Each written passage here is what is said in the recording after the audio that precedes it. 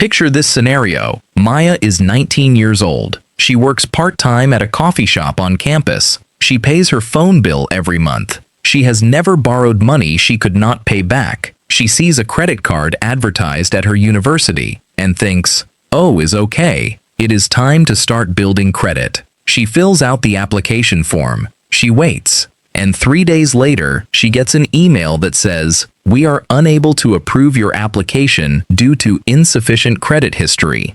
She was baffled and tried applying for a second card. It was the same result. 2 rejections. 2 hard inquiries on a credit report that barely existed to begin with. And nobody, not the bank, not the university, not anyone, told her why. My name is TJ, and I have spent years pulling apart the parts of the financial system that keep doing this to most students who are doing everything right. If you are a student or someone just starting to build your credit from nothing, make sure to hit subscribe and give this video a thumbs up if it ends up helping you avoid the exact mistake Maya made. Now, before we get into why Maya kept getting rejected, let me show you exactly what happened to her and why it had nothing to do with her. Here is the thing about Maya's rejection. It had nothing to do with her character. It had nothing to do with how responsible she was. She got rejected because the credit system could not see her. No credit accounts means no credit history. No credit history means no score. No score means the bank has nothing to base a decision on, so they say no. And that puts every student who is just starting out in the exact same trap. You need credit to build credit, but you cannot get credit without already having it. It is a loop that feels impossible until you know the 3 specific types of cards that were built to break it. That is exactly what this video is about. But before we get there, I want you to understand why most students make this problem worse without even realizing it. When Maya got her first rejection, her instinct was to apply again. Different card, same result. And that second application did something she did not expect. It added another hard inquiry to her report. Hard inquiries, meaning the checks that happen every time you apply for credit, and they stay on your report for 2 years. They do not hurt much individually, but stack 2 or 3 of them in a short window on a report that already has almost nothing positive on it. And you are starting your credit journey in a hole before you have even taken a single step. The fix is not to apply more. The fix is to apply once to the right card and never get rejected again. So let me show you the 3 types of cards that will actually approve you. I call them the approval stack. 3 categories, each one built for a different situation, and together they cover almost every student watching this video right now. The first category is secured cards. A secured card works like this. You give the bank a deposit, usually somewhere between $200 and $500. That deposit becomes your credit limit. The bank takes 0 risk, because if you ever stop paying, they keep the deposit. In return, you get a real credit card that reports to all 3 credit bureaus every single month. Every on-time payment builds your history.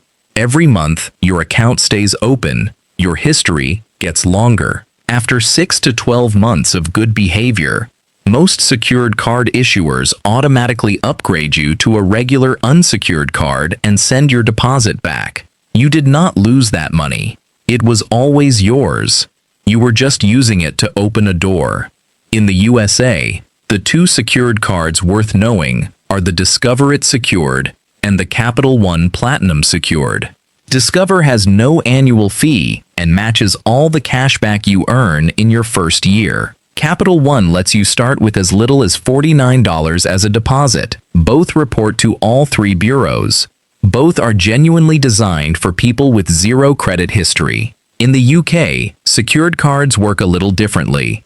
They are called credit builder cards there. Vanquise and Capital One UK are the 2 most accessible options for students with no history. The limits are low to start, but they serve the exact same purpose. Use them for small purchases, pay in full every month, and your score builds. The second category is student-specific cards. These are issued only to people who are currently enrolled in university or college. No deposit required. Approval is based on your enrollment status and a small income. Part-time work counts, not on your credit history. The limits are lower, usually between 500 and 1,500s, but that is completely fine. You do not need a high limit at this stage. You just need a card that approves you and reports your payments every month. In the USA, the Discover It Student Cashback Card does not require a FICO score to apply. Discover says this clearly on their own website. The Chase Freedom Student Card is another strong option. In Canada, the Scotiabank Scene Plus Student Card is built specifically for enrolled students with no history. These cards exist because the banks know that students are a long-term opportunity. They are willing to take the small risk of approving a thin file because they want you as a customer for the next 40 years. The third category is credit builder products, and this is the one that most videos never mention. These are newer fintech options that report to credit bureaus without requiring a traditional approval process at all. If you are an international student in the USA without a social security number, which is the requirement most standard cards use, this category was built specifically for you.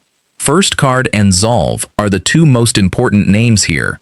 Both were designed for international students in the USA who cannot access traditional cards. Both report to the credit bureaus. Both are actively building real credit history for students who would otherwise have no options at all.